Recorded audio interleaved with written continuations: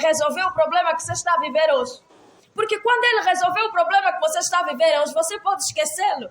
Você pode abandonar, você pode virar as costas, porque você só quer alguém que resolva esse problema. Mas o ser humano não precisa só de alguém que resolva o problema que ele vive circunstancialmente. O ser humano precisa de um Deus, aleluia. O ser humano precisa de adorar alguém. O ser humano carece de ter alguém que lhe represente espiritualmente, para que a identidade dele reflita, apareça. Aleluia. Aleluia. Então aquela mulher foi atrás de Jesus. Quando nós estamos à procura de salvação, quando nós queremos saciar uma necessidade da alma, uma necessidade do espírito, aconteça o que acontecer no exterior, não vai nos tirar daquela posição. Por que hoje nós somos inconstantes? Porque nós não estamos buscando a Deus porque queremos um Deus para adorar, porque queremos um Deus para servir. Nós estamos buscando a Deus por causa do sofrimento. Nós estamos buscando a Deus por causa da necessidade. Aleluia. É verdade que ninguém nasceu para estar em sofrimento, ninguém nasceu para viver aprisionado, para viver angustiado, ninguém nasceu para isso, mas nós precisamos mais do que um Deus que nos livra do sofrimento. Nós precisamos de um Deus que nos representa. Aleluia. Nós precisamos de um Deus que nos representa, de um Deus no qual nós podemos nos identificar com Ele. Aleluia. E a Bíblia declara, a Bíblia começa a dizer que essa mulher vai atrás de Jesus. Nota que ao ir atrás de Jesus, ela recebeu um desprezo à primeira instância. Ela chegou lá e disse Jesus, e Jesus não parou. Aleluia. Quando a necessidade é do coração, quando a necessidade é interior, as coisas externas não vão nos fazer desistir do propósito. Não vão nos fazer desistir do foco. Se o foco for Deus, independentemente das circunstâncias, nós não vamos abandonar esse foco. Nós não vamos abandonar o propósito. E o foco precisa ser Deus. Aleluia. O nosso foco precisa ser Deus. Aleluia. O nosso foco precisa ser a ânsia, a necessidade da salvação, a necessidade de sermos completados, completos ou complementados, a necessidade de se preencher o vazio da alma do homem, porque a alma do homem tem tanta necessidade. Aleluia. E que, sabe, necessidades, as coisas terrenas não vão suprir toda a necessidade que nós temos. Por isso é que nós, aleluia, enquanto somos solteiros, nós pensamos que quando nós casar, nossa vida vai ser plena. Mas quando casamos, descobrimos que há mais frustração do que quando éramos solteiros. E nós casamos e pensamos, não, quando nós ter filhos, a nossa vida vai estar no nível, aquilo que eu imagino, aquilo que eu sonho vai acontecer. Só que quando os filhos vêm, surge também as frustrações com aqueles filhos que vieram. Você diz, não, a cada coisa que você procura para suprir como desculpa para a vida, para o desequilíbrio que você está vivendo, para a desestruturação que você está vivendo, sempre vai trazer com ele a consequência daquilo que você adquiriu. Ou seja, cada bênção que você receber, você achando que é bênção, é isso que eu quero uma casa. Agora, com a casa vão vir outras preocupações, aleluia, vão vir outras situações, ou seja, nada do que nós precisamos e necessitamos terreno pode suprir aquilo que é espiritual. Amém. Por isso é que quando o que é espiritual é suprido, nós podemos viver sem as coisas que nós precisamos aqui na terra, mas temos plenitude. Porque Deus é maior, Deus é o único que pode cobrir, Deus é o único que pode limpar, Deus é o único que pode apagar, aleluia, e Deus é o único que pode preencher. Então aquela mulher, na verdade, ela não estava só à procura de Jesus que libertava a filha dela. Hoje nós estamos aqui, aleluia. Hoje cristãos enchem igrejas porque estão à espera. Estão à procura do Deus que resolve o problema. Estão à procura do Deus que muda o marido. Estão à procura do Deus que muda a esposa. Estão à procura do Deus que abre a porta do emprego. Por isso é que quando ele recebe o emprego, ele já não precisa desse Deus. Aleluia. Aleluia. Estão à procura do Deus que abre uma porta financeira, que dá dinheiro. E quando ele recebe dinheiro, ele já não precisa desse Deus. Ele esquece que aleluia, que Deus precisa ser fonte. Porque Deus sendo fonte, quando ele te der algo, ele vai começar, ele vai fazer manutenção naquilo que ele te deu. Ele vai melhorar a cada vez mais aquilo que ele te entregou. Aquela mulher veio e disse: Senhor, minha filha, ou seja, ela vai atrás de Jesus e Jesus não dá atenção. Jesus não presta atenção àquela mulher. Jesus continua a andar como se nada tivesse acontecido. Aleluia.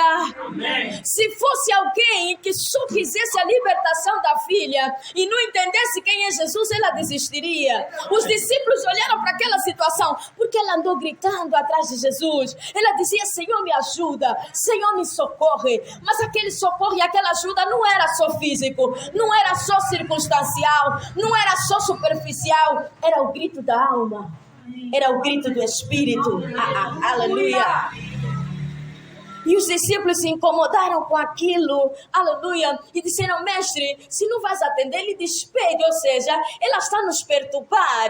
Quando alguém está à procura de Deus, ele começa a perturbar quem não conhece. Aleluia. Ele começa a perturbar as coisas ao seu redor. Disse: Senhor, se o Senhor não vai atender, ele despede, porque só o fato dela estar à nossa atrás, ou seja, a presença dela estava a incomodar os discípulos. Aleluia. Amém. E Jesus vira para aquela mulher, aleluia, e Jesus então declara uma palavra muito forte. Aleluia. Aleluia. Amém. Oh, Deus é maravilhoso. Amém.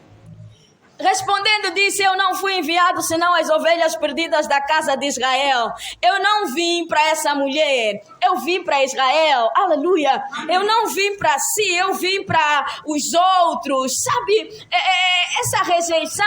Hoje nós temos mulheres frustradas, homens frustrados por causa de rejeições. Aleluia. Amém.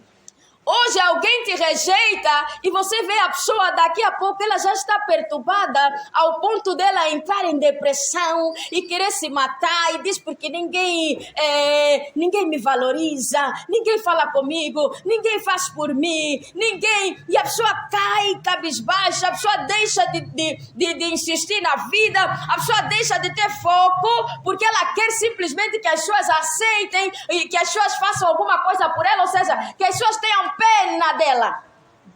Hoje as pessoas não querem, aleluia, ser reconhecidas por aquilo que são, não. As pessoas querem que as pessoas sintam pena delas.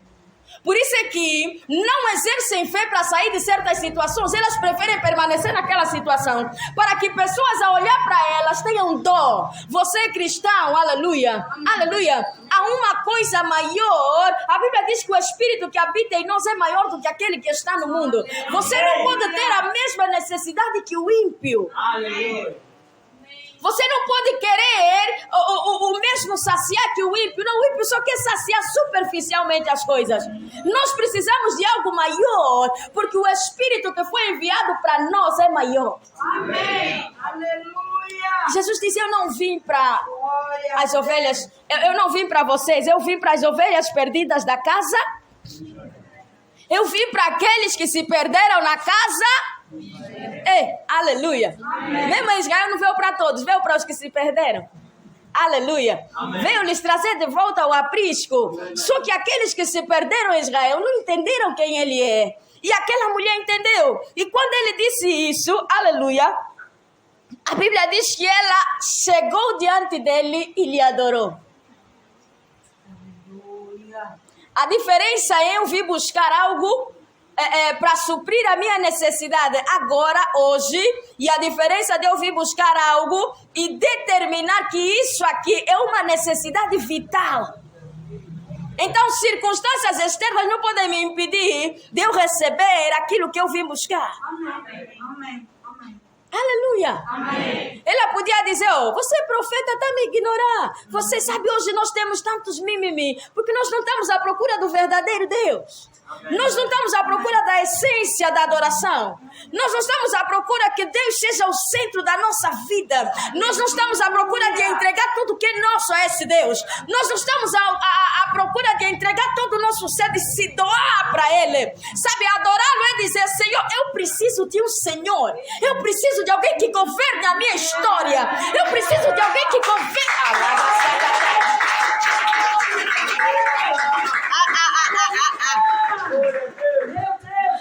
Ela estava a dizer, Senhor, eu quero que eles tenham. Eu quero que o Senhor trouxe para eles. Eu quero que o Senhor seja o meu Senhor também. Assim como o Senhor é Senhor deles, porque eu entendi que Tu és um bom Senhor.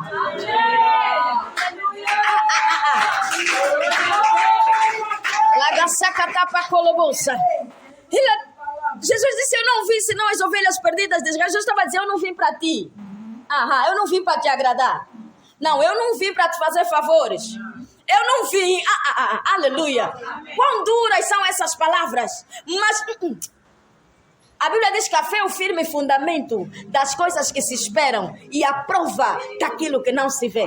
Essa mulher representou exatamente a fé. Firme fundamento das coisas que se esperam. Quando Jesus disse, eu não vim para ti, ela podia dar as costas, ela podia dizer, pronto, essa não é a minha oportunidade, sabe? Mas a fé, aleluia, ela consegue receber coisas que não nos deram. Aleluia. Porque a Bíblia diz que assim como o nosso Deus é, nós fomos feitos imagem e semelhança dele.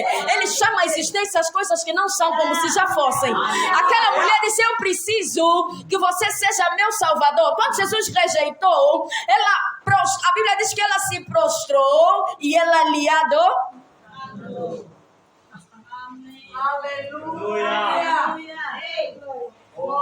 Foi praticamente o mesmo que aconteceu, sabe? Mesmo Jó não sabendo quem ele era, Deus já conhecia a essência de Jó. Por isso é que quando Deus fala com Satanás, Deus diz, você viu o meu servo Jó? Ele é um servo o quê? Justo. Aleluia. Ele é um servo temente. Ele é um servo que se desvia. Deus já conhecia, já sabia a estrutura de Jó. Embora Jó não tivesse plenitude, Jó não tivesse o conhecimento inteiro, aleluia, daquilo que ele mesmo é. Quem conhece a nossa identidade é Deus. Quem conhece a nossa estrutura é Deus. Quem conhece a nossa força é Deus. Às vezes nós não conhecemos a nossa força. Então Deus nos permite que nós passemos por situações. Deus permite que nós passemos por provações. Para você ver que você tem uma força além daquilo que você entende. Você tem uma força além daquilo que você compreende. Amém. E a Bíblia diz que quando vieram dar notícia a Jó, disseram, olha, nós estávamos no campo e de repente veio um raio e todas as ovelhas morreram. Vieram ladrões e roubaram as ovelhas. Vieram não sei o que e aconteceu assim. A Bíblia diz que vinha um e depois vinha outro atrás desse e depois vinha outro atrás desse e todos eles terminaram a frase dizendo, sou eu sobrei para te trazer a notícia. Sou eu se salvei para te trazer a notícia. Quer dizer, para a má notícia, deixaram um. Em todas as circunstâncias da vida de Jó, para a má notícia deixaram um para te trazer essa má notícia. Agora, quando você está estruturado, quando você está firmado em Deus, independentemente da má notícia, ela pode até te abater, mas mesmo te abater, ela não te destrói. Foi o que Paulo disse. Mesmo te abater, ela não te destrói. Ela não faz com que você perca a essência. Disseram, Jó, teus filhos estavam a festejar e de repente veio um vento e bateu e a casa caiu, todos eles. Sabe, nós estamos tão desestruturados que basta um filho estar doente, não morreu, está doente, não está grave, é princípio da doença, mas o cristão já está desesperado. Porque quando nós não temos compreensão do que Deus é, do que Deus pode fazer, do poder do Deus que nós estamos a seguir, porque muitos estão só a seguir, não sabem o que estão a seguir. E quando Jó recebe a última notícia, a Bíblia diz que Jó ajoelhou, rasgou as vestes e adorou ao Senhor.